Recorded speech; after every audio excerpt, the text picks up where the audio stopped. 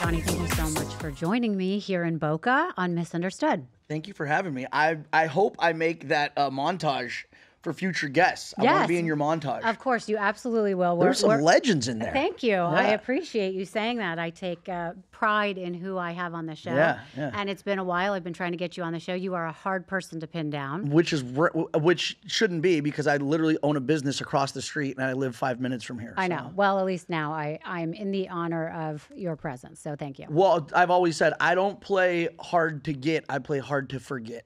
Okay, good. So well, we'll see after you'll this never interview. forget this one.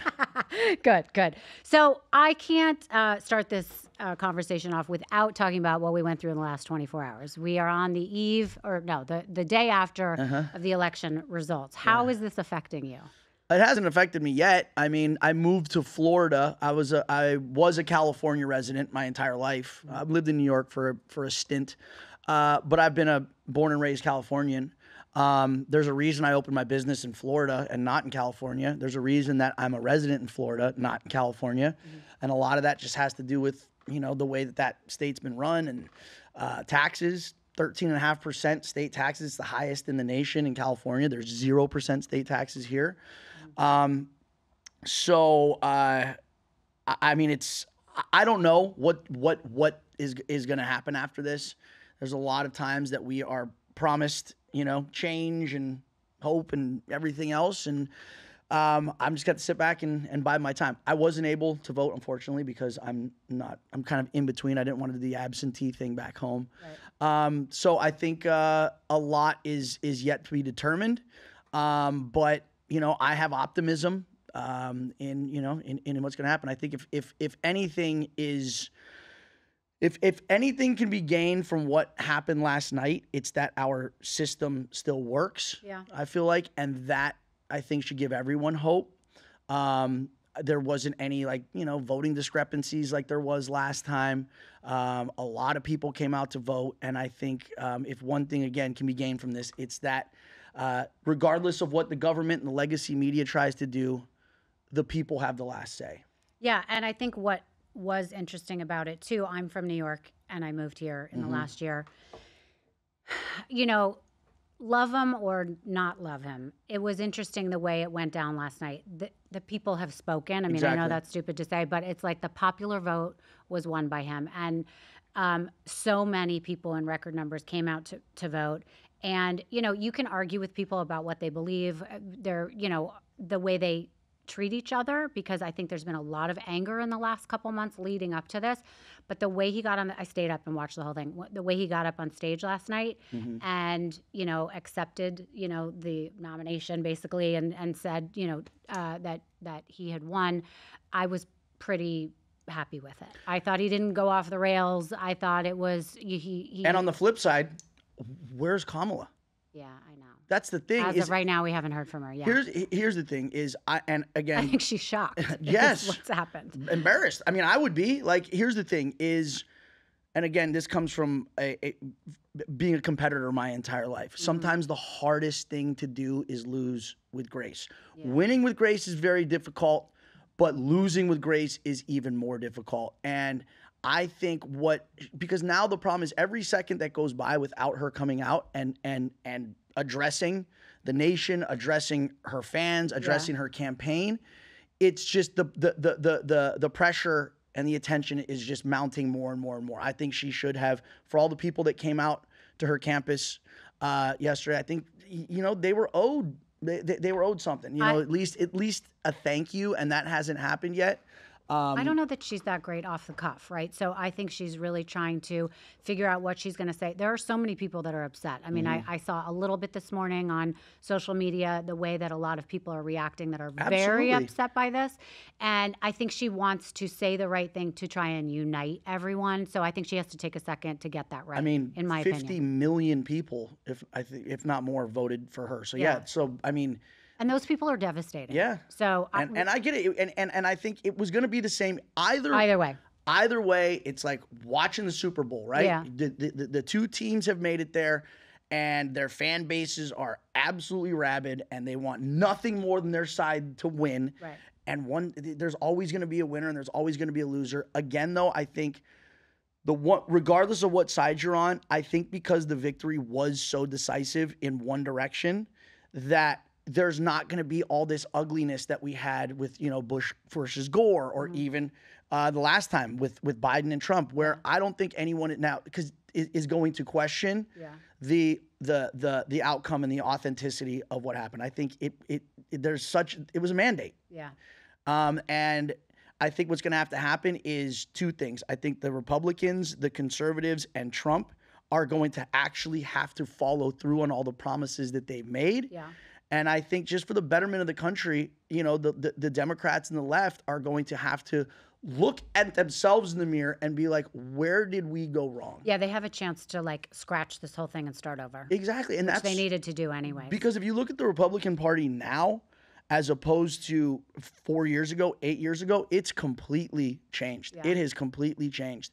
And some would say for the better, some would say for the worse. And, I think that, again, the Democrats and liberals kind of have to do the same thing. Be like, all right, if the majority, if somehow Trump won the popular vote, what was he saying and what was he doing that we were not? Who was he addressing? What was his messaging?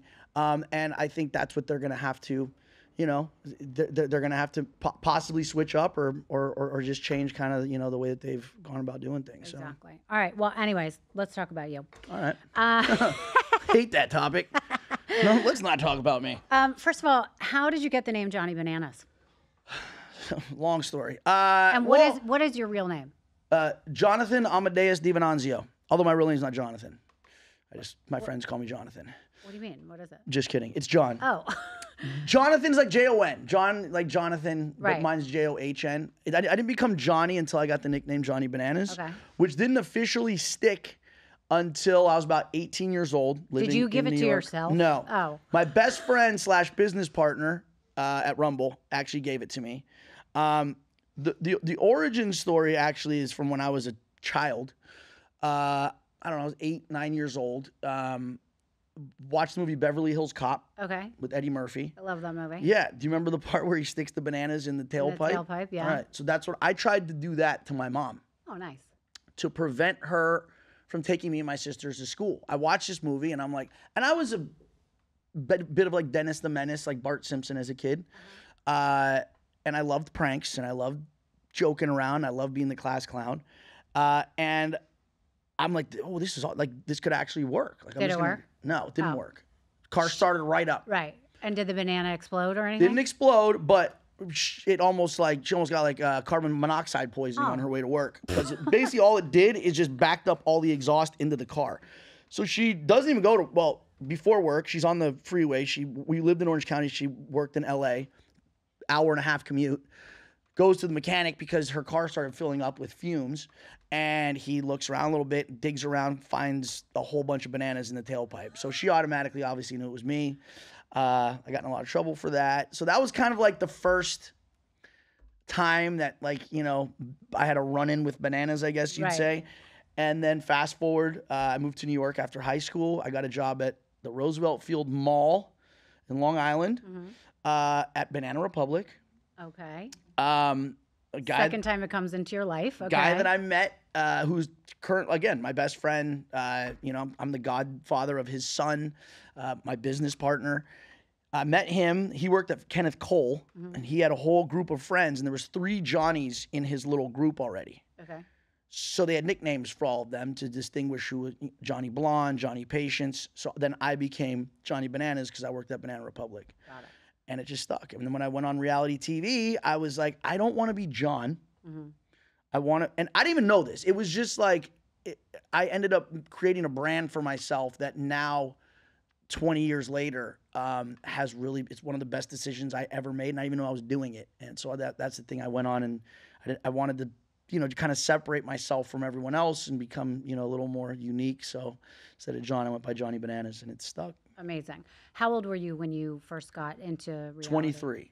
Okay, so before we start on that conversation, so you worked at this clothing store. What else did you do? And what were your aspirations? So I didn't even want to go to college. When I was in high school, I've always been, and my dad says this all the time. He's like, you've always been like you like the social aspect of school and the social aspect of life more than you did like the academic side, right?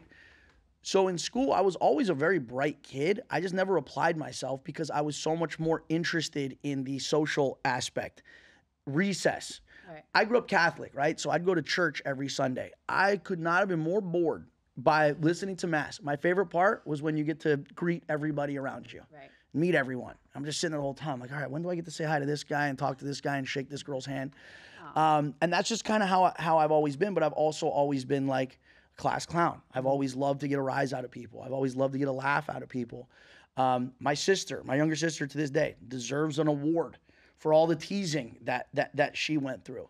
And I feel like I've now managed to take that mischievous nature, as my dad calls it, and I've managed to somehow turn it into a career. And my original aspirations, I guess, I mean, I didn't necessarily even want to go to college until I moved to New York. I went to Nassau Community College, I made the dean's list 2 semesters in a row, and then my cousin got a full ride scholarship for football to Penn State.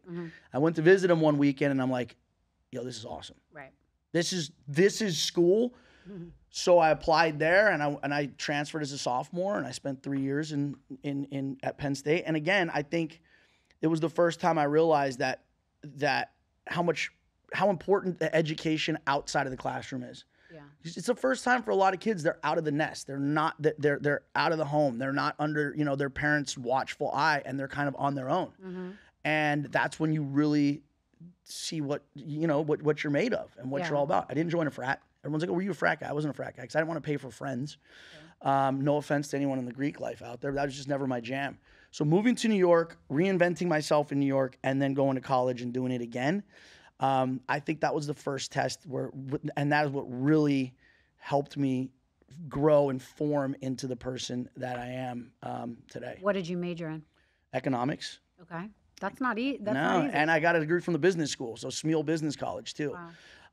Do you think what you learned there somehow applies to what you do now because you do all these challenges? Not the academic sense. Again, it was what I learned from a social sense. Interesting. It's funny because when my sophomore year, they were out of dorm space, so they had what's called supplemental housing, which was they turned in the dorms, they turned the study halls, the big study halls that are probably the size of this podcast space, into dormitories, and they put bunk beds in them. It was literally like an orphanage. So I was in a room with 9 other people, guys.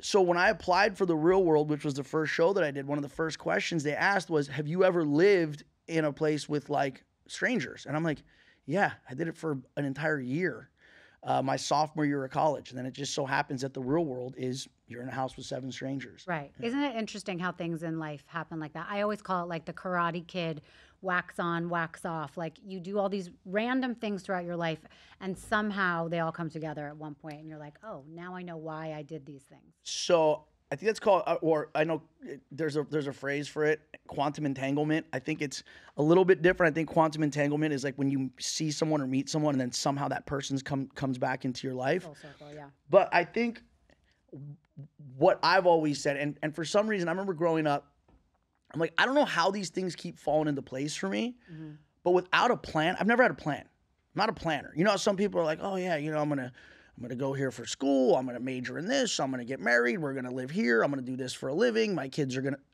That's never been me. I've just always just kind of put one foot in front of the other, do what I do, and things just happen to fall into place for me. Show up and see what happens.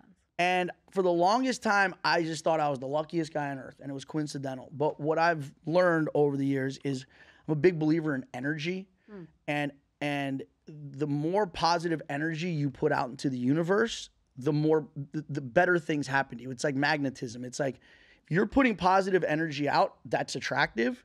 If you're putting negative energy out, it's repulsive. Kind of the same way a magnet works. So I just feel like because of what I've done, who I've met, the paths that I've crossed, the positive energy that I've radiated out into the universe over the years, it's just, kind of had a way of, coming back my direction.